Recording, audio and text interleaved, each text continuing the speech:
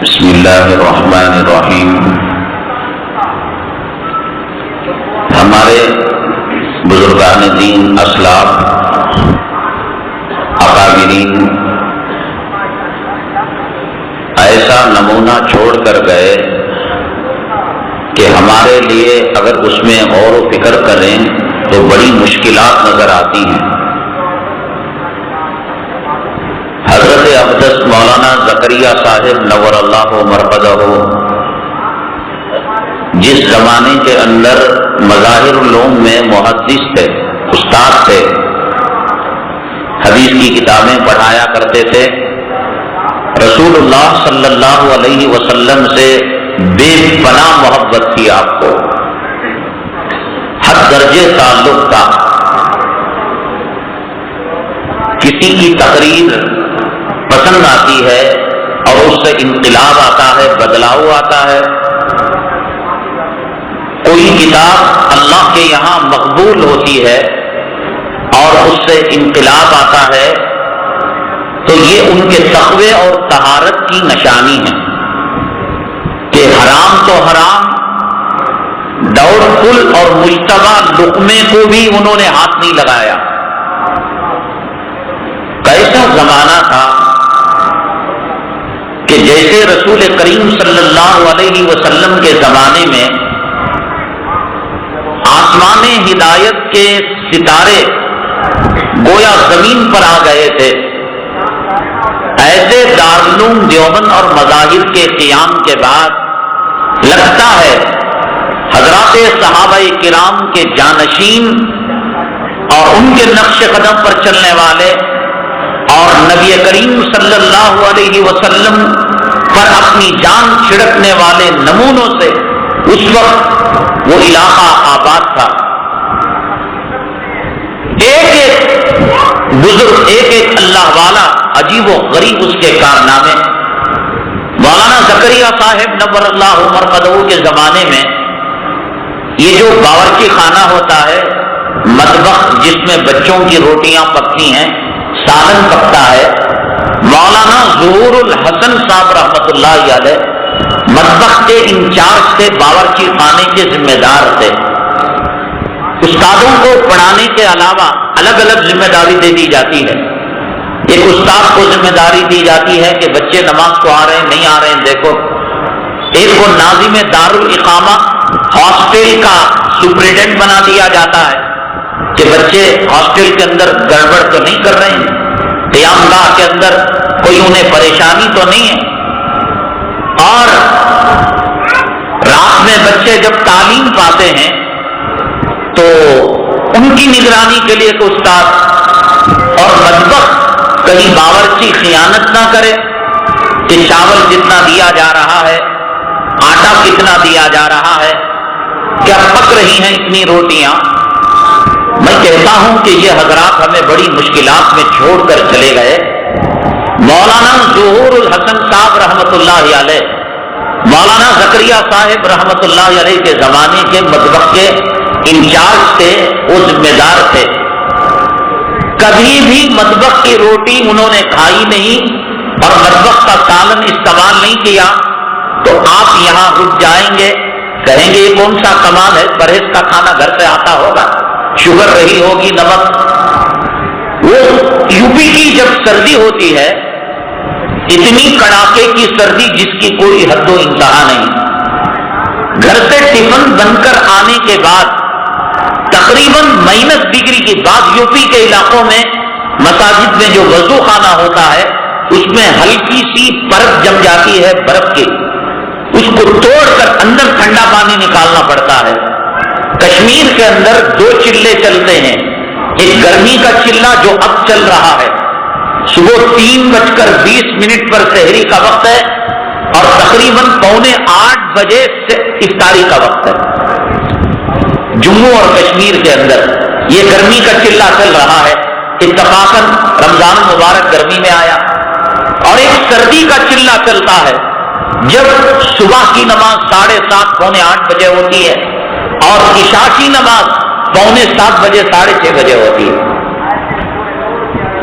ऐसी सर्दी में पानी जम जाता है, नलों में पानी ब्लॉक हो जाता है। उसका असर, चूंकि इस सहारनपुर और दिल्ली करीब है तो वहां की हवाएं जो चलती हैं तो बहुत खतरनाक किस्म की सर्दी। मौलाना ज़ुहूरुल हसन साहब रहमतुल्लाहि अलैह मतबख में थे, इंचार्ज ऑफिसर थे। मैं इसलिए बयान नहीं कर रहा हूं कि मुझे अपना टाइम पास करने के लिए एक वाकया लेना है और उसे घिसना है, पिटना है। अल्लाह का खौफ हमारे बुजुर्गों के दिलों में कितना था।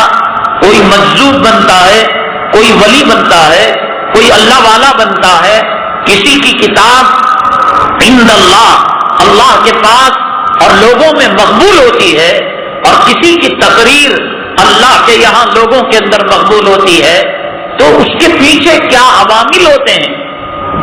मैं तो एक बात कहता हूं, मदारिस में जब जाता हूं और मुझे अपने हम मनसब तलबा से खिताब करने के लिए कहते हैं तो मैं ये कहता हूं तलबा से, डायलॉग बोलने का नाम, चीखने का नाम, पुकारने का नाम, हाथे हिलाने का नाम और शोला बयानी का नाम तकरीर नहीं। तकरीर दिल से जो बात निकलती है, असर करती है, पर नहीं मगर परवाज़ मगर रखती है। दिल के अंदर रसूलुल्लाह सल्लल्लाहु अलैहि वसल्लम की जो विरासत है, वो विरासत यही कि नबी के दिल में उम्मत की तड़प थी। वो किसी को अगर दाढ़ी मुंडा कहते, वो इसलिए नहीं कहते कि वो चिढ़े, उसको बुरा लगे, कम से कम इस रास्ते से वो अपनी इस्लाह कर ले, अपना बदलाव ला ले।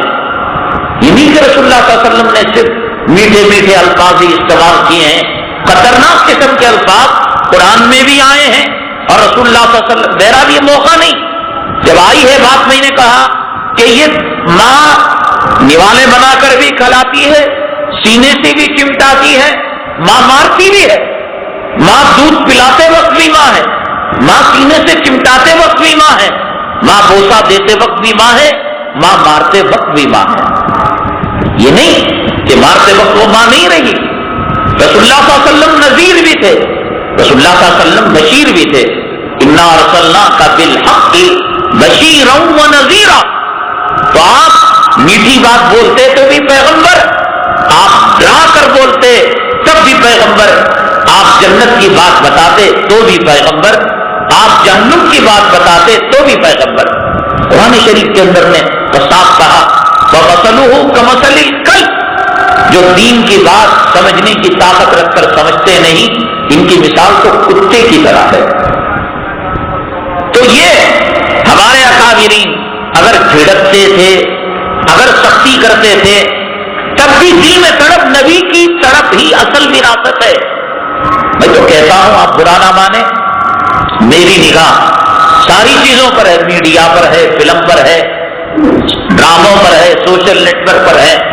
मैं समझता हूं कि जो दिलीप कुमार है, जो मोहम्मद यूसुफ खान जिसका नाम था, जितनी उम्दा तकरीर करता है कि शायद कर्नाटक की सरजमीन के अंदर कोई आलिम, कोई खतीब इतनी उम्दा जज्बाती तकरीर कर सके। इसीलिए हर फिल्म स्टार के साथ एक लक़ब लगा है, मोहम्मद यूसुफ दिलीप कुमार के साथ जो लक़ब लगा है, शहंशाह जज्बात। जज्बात को उखाड़ कर बिखेर कर रख देता है, मरे हुए इंसान को उठा कर रख देता है, बोलता है, लगता है कि पहाड़ शक हो जाएगा। इसीलिए उसको लेकिन आज तक उसने कितने फिल्मों में काम किया, कोई एक मई का लाल बता दो कि उसके डायलॉग से उसकी जिंदगी में इनकलाब आया हो।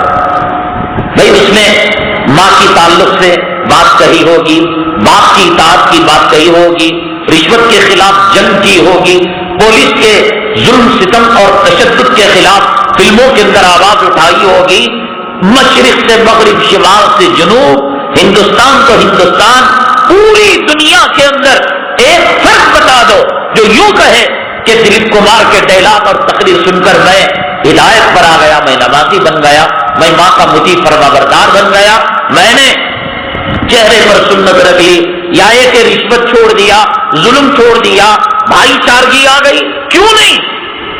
کھانا حرام، پینا حرام، کپڑا حرام، مشغلہ حرام، یہ کتنا چیخ لے، اپنے سینے کو پھاڑ کر دل کلیجہ گردہ ہاتھ میں رکھ کر سمجھائے، خدا کی قسم اس کے اندر کوئی تاثیر نہیں۔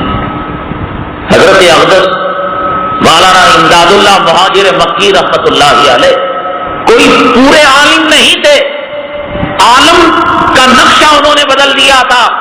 عام انسان تو عام انسان، بڑے بڑے علماء حضرت مولانا امداد اللہ مہاجر مکی اور عابد حسین صاحب ان کے سامنے جاتے ہوئے گھبرایا کرتے تھے، ڈرا کرتے تھے۔ اصل تقویٰ اور طہارت تو ان بزرگ، یہ دل میں تڑپ ہو، امت کی فکریں ہو۔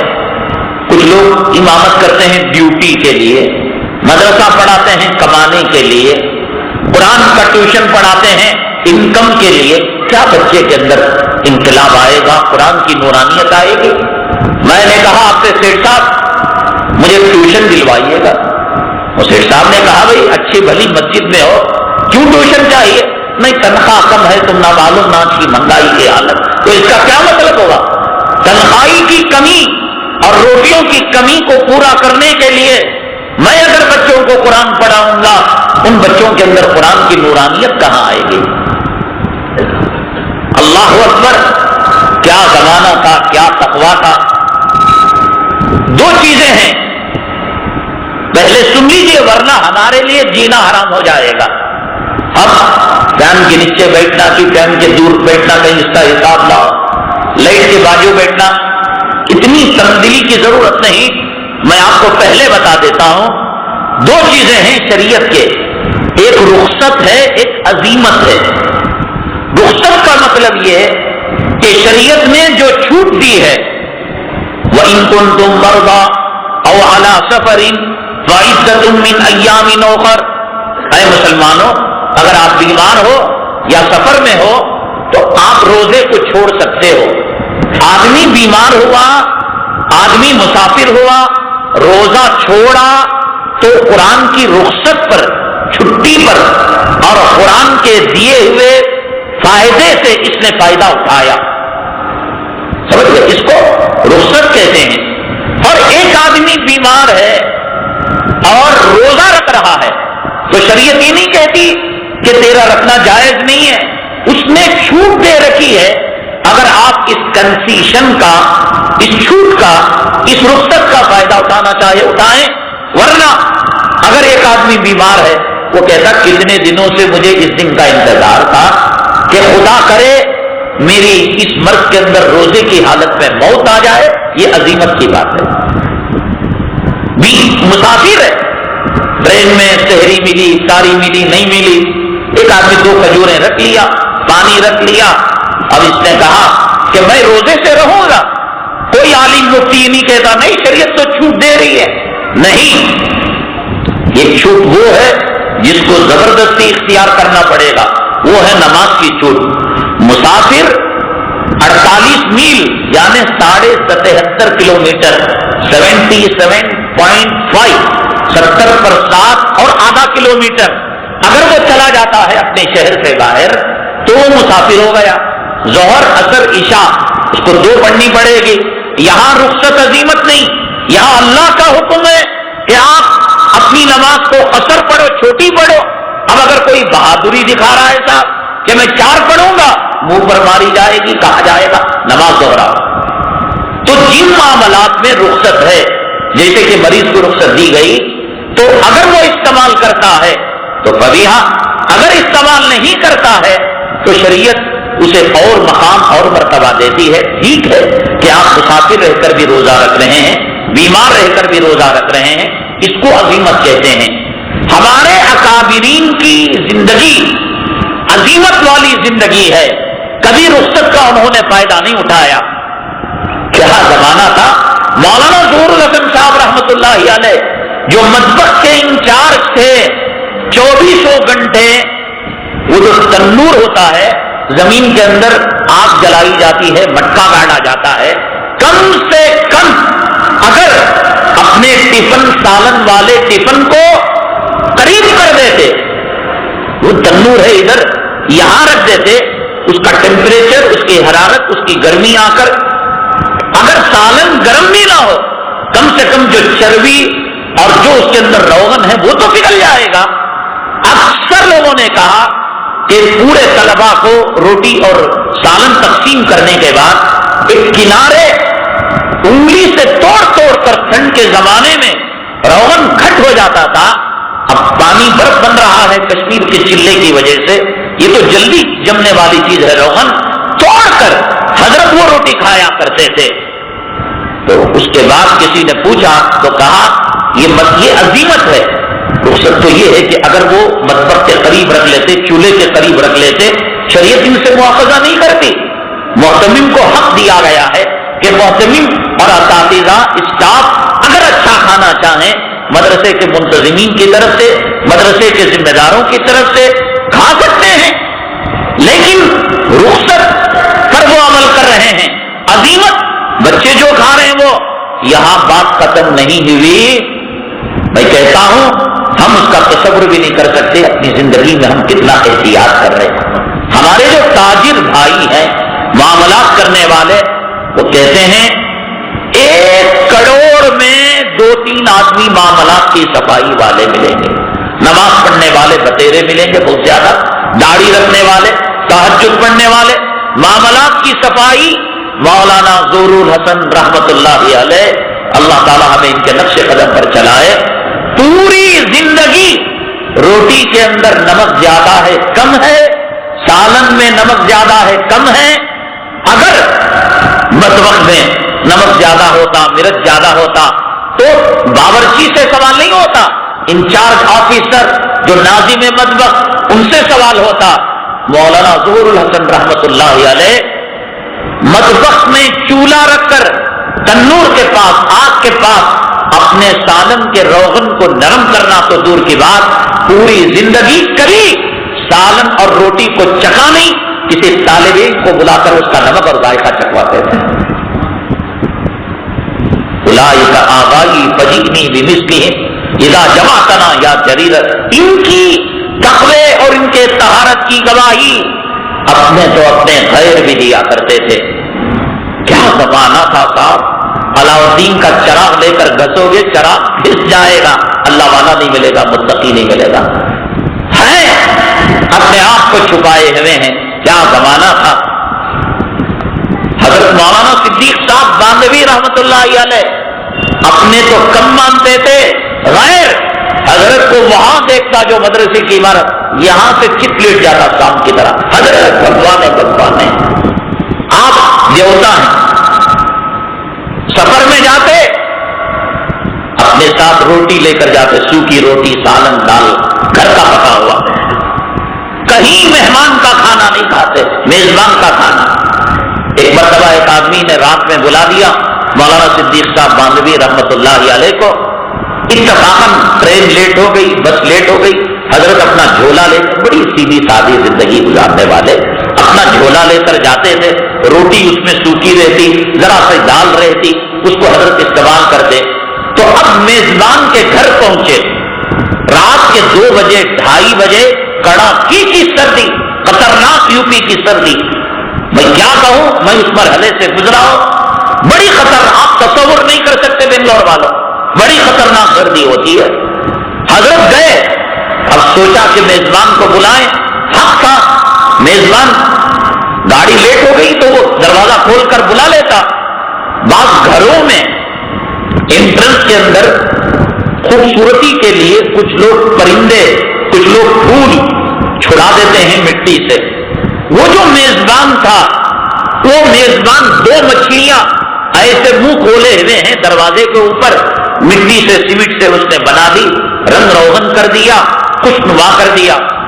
حضرت مولانا صدیق صاحب باندھوی رحمت اللہ علیہ جب تشریف لے کر گئے اور سوچا کہ دروازہ کھٹکھٹاؤں، میزبان کو بلاؤ، کڑاکے کی سردی ہے، اندر آرام کر لو، مچھلی پر نگاہ پڑ گئی اور گھروں کے اندر زیرو کی تصویر رکھنا، برتھ ڈے، اب تمہارا موبائل گیلری چیک کرو صاحب کتنوں کے اس میں تصویر ملے گی، کیا ملتا تصویر میں پکڑ کے، بچی کی تصویر، کھاتے تصویر، ناچتے تصویر، گھر میں جا رہے ہیں تصویر، نکل رہے ہیں تصویر، رحمت کے فرشتے داخل نہیں ہوتے اس گھر میں، اخبار ہے مجبوری، اخبار میں تصویر آتی، میگزین ہے مجبوری کہ میگزین میں تصویر آتی، آپ نے چھپا کر رکھ دیا، تصویر کی نیت سے آپ نے ڈکن ہراٹ نہیں لیا، انڈین ایکسپریس نہیں لیا، نیوز پڑھنے کے لیے لیا، تو اتوار کے پیپر میں، سنڈے میگزین کے اندر یہ کتے کتیوں کی فوٹو اس کے اندر تصاویر ہوتے ہیں، تو آپ نے اس کی نیت سے نہیں لیا،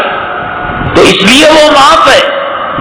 آپ کا آئی ڈی کارڈ ہے تصویر، پاسپورٹ ہے تصویر، راشن کارڈ ہے تصویر، یہ مجبوری ہے، یہ ہمارے بس کی بات نہیں، اس کے بغیر ہم جی نہیں سکتے، گاڑی نہیں چلا سکتے، حج بیت اللہ کو نہیں جا سکتے۔ اس کے علاوہ جو فضول قسم کی تصویریں ہیں، گلے میں ہاتھ ڈال کے تصویر، نوالا دے رہے ہیں تصویر، کھا رہے ہیں تصویر، پھر اس کے بعد بغل میں کھڑے تصویر، گھر کے اندر کوئی چیز آئی، گھر میں کوئی مہمان آیا، اللہ کے رحمت کے فرشتے اس گھر میں داخل نہیں ہوتے، اور پھر رونا صاحب، گھر میں خیر و برکت نہیں، بیٹی کال سینٹر جاتی ہے، اتنے لاکھ کرایہ آتا ہے، اور دبئی سے بیٹا وہاں سے دینار درہم بیچتا ہے، گھر کی کیوں ہوگی؟ آپ نے فرشتوں کو مار کر بھگا دیا ہے، گھر کے اندر خیر و برکت کیسی ہوگی؟ مولانا صدیق صاحب باندھوی رحمت اللہ علیہ آدھی رات کو اس دیوار کے اوپر، وہ دیہات تھا اور دیہاتی لوگ کچھ نقش و نگار کیا کرتے ہیں، بیچارے بھولے بھالے تھے، انہوں نے 2 مچھلیاں چھوڑا دی تھی، اور جس کا منہ ہے، اب یہ پھول ہے، اس کا منہ نہیں، درخت ہے، پہاڑ ہے، زمین ہے، آسمان ہے، سمندر ہے، جو زیرو جس کا منہ نہیں، اس کی تصویر آپ لگا سکتے ہیں، سینری کی تصویر پہاڑ کی ہے، سمندر کی ہے، یا پرندے ہوا میں اڑ رہے ہیں لیکن منڈی نظر نہیں آ رہی ہے، یا ایک مجمع ہے پیچھے سے پکڑا گیا ہے، منڈی نظر نہیں، یہ اصل منڈی ہے، منڈی کے بغیر آپ اس کو استعمال کر سکتے ہیں۔ تو اب دیکھا یہ مچھلی زیرو، اس کی تصویر نظر آ رہی ہے، کہا کہ جس گھر کے اندر رحمت کے فرشتے نہیں آتے، اس گھر کے اندر صدیق باندھوی گنہگار کیسے قدم رکھ سکتا ہے؟ کیا کیا؟ وہ اپنا جھولا اٹھایا، اسے تکیا بنایا، وہی گھر کے اگل بغل میں پہلے ایک چبوترا ہوا کرتا تھا، اس چبوترے پر حضرت سو گئے۔ اس زمانے کے اندر استنجا وغیرہ کرنے کے لیے لوگ گھروں کے اندر اٹیچ باتھ روم کا رواج نہیں تھا، تہجد کے لیے میزبان اٹھے اور کہا کہ جاؤ، گلی وغیرہ میں لوگ بیٹھ جاتے ہیں استنجا کے لیے، دیکھا کہ وقت کا ولی قطب مستجاب دعوات آج جس کے ہندو پوجا کرتے ہیں، میری چبوترے پر، حضرت کیا غلطی؟ ارے نالائق، یہ آپ نے تصویر بنا رکھی ہے۔ اللہ اکبر، کتنا تقویٰ، کتنی طہارت اور کتنی پرہیزگاری۔ دارالعلوم مذاہب، یہ بھی دارالعلوم دیوبند سے کچھ کم نہیں تھا اس زمانے میں، بڑے بڑے ایک سے اللہ والے اس کے اندر موجود تھے۔ دارالعلوم کے ایک سفیر، مذاہب علوم کے ایک سفیر تھے، کلکتہ میں رمضان المبارک میں چندہ کرنے کے لیے گئے، تو چندہ کرنے والا ایک ایک پائی کا حساب دیتا ہے کہ میں نے میجسٹک سے بنشنگری تک آٹو میں آیا اور اتنا اس کا میٹر لگا، تو یہ خرچہ وہ بتاتا ہے۔ یہاں سے جب گیا تو میں بس میں بیٹھ کر گیا تو اس کے 30 روپے لگے، تو وہ لگاتا ہے۔ جا کر جو سفراء کے ناظم ہوتے ہیں، سفیروں کے، ان کو حساب دینا پڑتا ہے، حساب دے دیا، اور دینے کے بعد ان کو ایک مقام سے دوسرے مقام تک کلکتہ میں ایک سیٹ صاحب سے ملاقات کرنے کے لیے جانا تھا، رکشے کا، ٹرام کا، بس کا یا لوکل کا جو بھی تھا پیسہ انہوں نے لکھ دیا۔ پھر آدھی رات کو اٹھ کر الٹے قدم دوڑے، ناظم سفیر جو سفیروں کے بڑے ہوتے ہیں ان کے پاس دوڑے۔ میں اسی لیے کہتا ہوں علماء دیوبند، علماء مذاہب، یہ وہ علماء کی جماعت ہے، آنکھیں بند کر کر اعتماد کیا جا سکتا ہے جنہوں نے اپنی زندگی میں مطبخ میں رہ کر نمک نہ چکھا ہو تو وہ دین کے بارے میں جھوٹ بولیں گے، وہ آخرت کے بارے میں جھوٹ بولیں گے، وہ مسائل کے بارے میں جھوٹ. اگر کسی کو شک و شبہ ہو کہ غیر مقلد حدیث پیش کرتا ہے، رضا خانی فلاں مسئلہ پیش کرتا ہے اور دیوبند ذرا پھیکے پڑ رہے ہیں دلائل، اگر ہماری عقل کہہ رہی ہو تو ہم کہیں گے کہ جو اللہ والے مطبخ میں رہ کر مطبخ کا نمک نہ چکھا ہو، باورچی خانے میں رہ کر باورچی خانے کی آنکھ نہ تاپی ہو اور اس سے اپنے سالن کو گرم نہ کیا ہو، وہ دین کے بارے میں نماز کے بارے میں جھوٹ بولے گا، خیانت کرے گا. گئے ناظم صاحب جو سفرا کے تھے، سو رہے تھے، وہاں دو کام کرتے ہیں، استاد بھی ہے، سفیروں کے ناظم ہیں، استاد بھی ہیں، ہاسٹل کے بڑے بھی ہیں، استاد بھی ہیں، مطبخ کے ناظم بھی ہیں. کھٹ کھٹ کھٹ کھٹ کھٹ کھٹ بھائی کیا ہو گیا حاجی صاحب، کیا طبیعت خراب ہو گئی، رات کے 2 بجے 2:30 بجے الٹے قدم آ گئے. حضرت بہت معافی چاہتا ہوں، معذرت میں نے تکلیف دی، لیکن زندگی کا کیا پتا کہ کوئی آدمی تہجد تک بھی جیے نہ جیے، کل صبح دیکھو نہ دیکھو. حضرت مجھ سے بہت بڑی غلطی ہو گئی، اتنے بزرگوں کے درمیان رہتے ہوئے حساب کتاب میں نے غلط دے دیا. کہا کہ کیا؟ کہا کہ وہ جو کلکتہ کے سفر میں فلاں تاریخ کو فلاں وقت میں نے جو رکشا کا پیسہ لکھا اور اس کا کارن یہ لکھا کہ سیٹ صاحب سے چندہ میں نے لیا، بہت بڑی خیانت ہو گئی. اصل میں یہ تھا کہ وہ سیٹ جہاں رہتا تھا وہاں میرا ایک رشتہ دار بھی رہتا تھا، میں نے اپنے رشتہ دار سے ملاقات کا بھی ارادہ کیا تھا.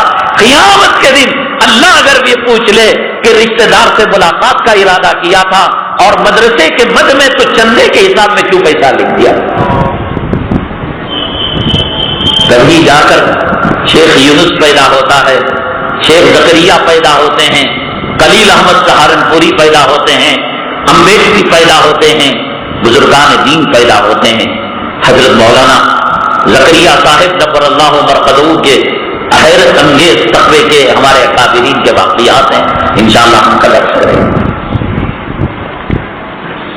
اویس کے کیا معنی ہیں؟ اویس ایک تعبیر ہے، اللہ کے نبی صلی اللہ علیہ وسلم کی زیارت کے لیے آئے تھے لیکن واپس چلے گئے اور اللہ کے نبی صلی اللہ علیہ وسلم نے ان کا بہت اونچا مقام بتایا.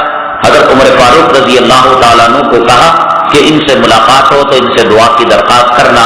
اویس کے معنی امید کے آتے ہیں. انشورنس کیوں ناجائز ہے، اس میں کیا سود ہے؟ آفسوں میں بغیر پیسے کے انشورنس ملازمین کو دیا جاتا ہے، اس کو اپنے لیے خرچ کرنا جائز ہے یا نہیں؟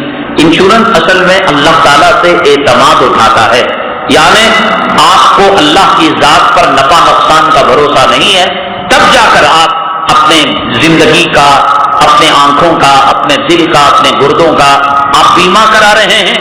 گویا اللہ تعالیٰ کی ذات سے ہٹ کر کسی اور ذات پر آپ یقین کر رہے ہیں. اور دوسری بات یہ ہے کہ انشورنس کے اندر وہ پیسہ ہمارا وہ اور بینکوں میں لگا کر انٹرسٹ پا کر، سود پا کر وہ ہمیں سود ہی دیتے ہیں، اس لیے وہ فکس کرتے ہیں. قرض کے بدلے میں جو نفع آتا ہے وہ سود کہلاتا ہے. انشورنس کے اندر بھی آپ کو پیسہ دینا پڑتا ہے. سرکاری ملازمین یہ سمجھتے ہیں جیسا کہ انہوں نے لکھا ہم کو کچھ دینا نہیں پڑتا، یہ غلط بات ہے. 10,000 روپے اس کا پگار ہوتی ہے، تنخواہ پیمنٹ، تو حقیقت میں اس کی 12,000 روپے ہوتی ہے. وہ پہلے ہی اسے سوچ رکھے ہوتے ہیں کہ 2,000 روپے انشورنس کے اندر ہم کو لگانا ہے، پی ایف کے اندر لگانا ہے اور پھر 10,000 ہی اس کے ہاتھ کو دینا ہے. تو وہ کٹن بتائے بغیر پہلے ہی سوچ کر وہ اس کو تنخواہ دیتے ہیں. بہرحال اللہ کی ذات سے اعتبار ہٹتا ہے. اور دوسرا یہ کہ اس میں سود سراسر سود ہے کہ آپ انشورنس محکمے کو قرض دے رہے ہیں اور وہ آپ کو اتنا جو ہے فکسڈ رقم دے رہا ہے، وہ سود ہے. پی ایف کے بارے میں علماء نے اجازت دی ہے پروویڈنٹ فنڈ، اس لیے کہ اس میں انسان کی مرضی نہیں چلتی. گورنمنٹ کا ایک قانون ہے انشورنس کرانا ناجائز ہے، لیکن میری گاڑی کا انشورنس ہے، اس لیے کہ گورنمنٹ کا قانون ہے. انشورنس کے بغیر میں گاڑی چلا ہی نہیں سکتا، اور چلاؤں گا تو چالان ہوگا اور حکومت کے قانون کے خلاف ہوگا، اس لیے وہ مجبوری کا انشورنس ہے. اور پی ایف جو پروویڈنٹ فنڈ جو سرکاری ملازمین کا ہوتا ہے یہ بھی مجبوری کا ہوتا ہے. اسی لیے اس کا مسئلہ علماء نے لکھا ہے کہ ملنے کے بعد یہ سمجھا جائے کہ وہ سود کہیں، انٹرسٹ کہیں، یا جو بھی کہیں ہم اس کو نہیں سنیں گے. ہم یہ سمجھیں گے کہ 1,20,000 اگر وہ ہماری ڈیوٹی کے چھٹنے کے بعد دے رہے ہیں تو گویا ہماری کٹی ہوئی تنخواہ دے رہے ہیں. اور جب ملے گا پی ایف تو اس وقت سے اس کی زکات بھی زکات کے مال میں شمار کر کر اس کو زکات دینا پڑے گا. حضرت عیسیٰ علیہ السلام قیامت کے قریب تشریف لائیں گے. حضرت عیسیٰ علیہ السلام اس امت میں آ کر کیا کارنامہ انجام دیں گے؟ حضرت عیسیٰ علیہ السلام آئیں گے، یہودیت نصرانیت کا خاتمہ کریں گے، کفر کو مٹائیں گے، دجالیت کو ختم کریں گے. اسی زمانے کے اندر اللہ تبارک تعالیٰ یہ جو اسلام مسلمان طاقتیں ہیں قوتیں ہیں ان کا خاتمہ فرمائے گا. اور اللہ تبارک تعالیٰ نے اسی لیے حضرت عیسیٰ علیہ السلام کی دعا کو قبول کر لیا. حضرت عیسیٰ علیہ السلام کا انتقال نہیں ہوا، ورفع اللہ الیہ، اللہ نے انہیں آسمان کی طرف اٹھا لیا.